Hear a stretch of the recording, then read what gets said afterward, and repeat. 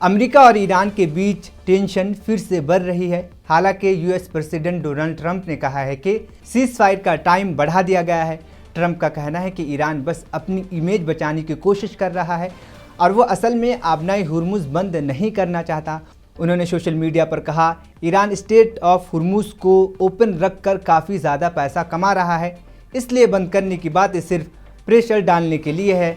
उनका ये भी कहना है कि अमेरिका पहले ही इस रूट पर यानी स्टेट ऑफ हुर्मुज पर स्ट्रॉन्ग कंट्रोल रखता है, जिससे ईरान को काफ़ी नुकसान हो रहा है। ट्रंप ने बताया कि कुछ दिन पहले लोगों ने उनसे कॉन्टैक्ट किया और कहा था कि ईरान चाहता है कि ब्लॉकेड फ़ौरन खोल दिया जाए यानी ओपन कर दिया जाए, लेकिन उन्होंने मना कर दिया। उनके मुताबिक अगर ऐसा होता है तो फ्यूचर में ईरान के साथ स्ट्रॉन्ग डील करना मुश्किल हो जाएगा।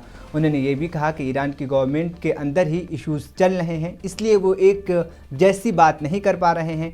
अमेरिका ने यह भी कहा कि सीज फायर पाकिस्तान के रिक्वेस्ट पर आगे बढ़ाया गया है। उनके मुताबिक शहबाज शरीफ और आसिम मुनीर ने कहा था कि ईरान को थोड़ा टाइम दिया जाए ताकि वो अपनी लीडरशिप के साथ बैठकर कोई प्लान बना सके।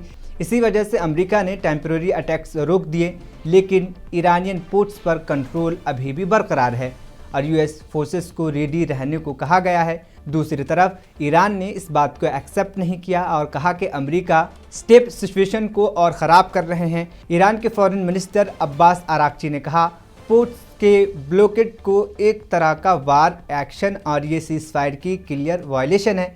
उनका कहना है कि व्यापारिक जहाज़ को रोकना सिचुएशन को और गंभीर बना रहा है। हाल ही में एक ईरानियन व्यापारिक जहाज़ को यूएस नेवी ने रोक लिया, जिस पर ईरान ने स्ट्रॉन्ग रिएक्शन दिया है और कहा है कि इसका वो जवाब देने के लिए पूरी तरह से तैयार है।